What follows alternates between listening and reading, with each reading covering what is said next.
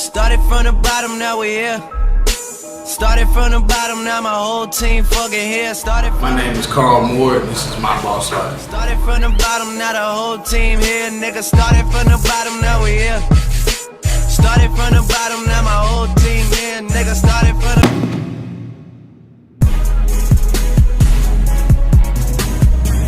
My name is Carl Moore. I'm a lawyer by trade. I'm also an entrepreneur. I invested in a few other businesses. I'm a sports agent. I'm a licensed NFL, PA certified contract advisor.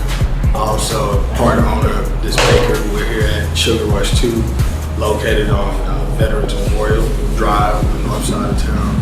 I also own an entertainment company with a cousin of mine who's a lawyer in New Orleans. It's called Esquire Entertainment. We produce concerts at different venues throughout the country. And I'm an investor in Prospect Park as well as Engine Room Nightclub and Mercy Nightclub. I'm from the north part of Houston, Texas. I graduated from Westfield High School in 1998. I then went on to undergrad at Prairie View, where I graduated in 2002. Then I went to law school at Southern in Baton Rouge, Louisiana, where I graduated in 2006. I became a lawyer when I got licensed, started doing criminal law, which has afforded me the means and resources to be able to do some of the other things I like to do. When I was growing up, I used to fly to New York and buy stuff and come back to Houston and sell it. I've always kind of had that drive and that hustle to make money and work for myself. So I got into Sugar Rush by, there's another location, the original location is off Stelzy in Houston. Yeah, my family owns that location, and I had been trying to convince them to open up a location on the north side of town because people were driving over to their location. And for years they said they would open one up, and then it got to a point where they suggested that I open one, and that we haven't. We've been open about 3 months now. I got into sports management and being an agent. I played football all my life up until college, tore my ACL.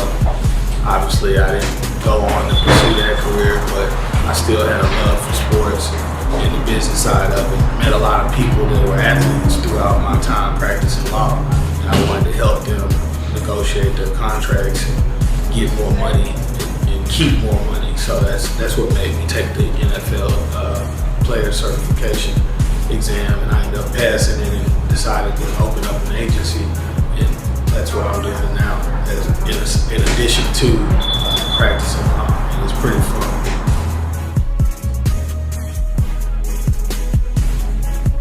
Well, the first trial I went through was not passing the bar exam the first time. I graduated in 2006. Went to school in Louisiana and decided that I wanted to come back home and practice law. And unfortunately, the school I went to didn't prepare you for Texas law. It was a Louisiana-based program. So, and that's really not an excuse. There are a lot of people that have actually came and passed the exam, and I'm one of them, but just not the first time. I didn't take it as serious as I should have. I was just so happy to be back in Houston. I was kicking it, and I just didn't focus enough. So it really was the first time in life that I had failed at something academically, and it really got my mind right. And I looked at it as like I gave some of my classmates a 6-month head start as far as getting out here. And so that was the first stair that I had to cross, and I did that. I passed it the second time, and I haven't looked back since. Another tribulation I face, as a lot of people already know, is in 2014 I had a stroke, and so it was due to high blood pressure. Actually, Rico came and visited me while I was in rehab. I couldn't walk, couldn't move my left side, and I've been on it since. You know, health is wealth. Shout out to Milton. What's next for me is just trying to maintain a lot of the things that I have going on. I don't want to spread myself too thin. I'm just trying to capitalize and make sure all the businesses that I'm involved with, especially my law practice, because that's number one. That sets the pace for everything else. But making sure that the bakery grows, making sure that the clubs and the bars reach their full potential, and try to recruit as many top players across the country for Esquire Sports as I possibly can, so we can have a marquee sports agency. There's so much talent here in the Houston area. We really shouldn't have to go much further than the city that I grew up in. Management of time is key. You know, just being able to delegate certain things. Now that I've been able to practice for almost 10 years, I've got a better staff that's there that support me and help me.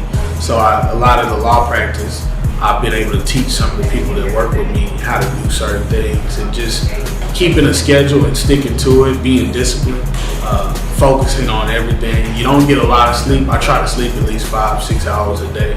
I got 2 kids and they look up to me, so they first, you know, and then my clients are second, and then the rest of the businesses come after that. It's just about management of time.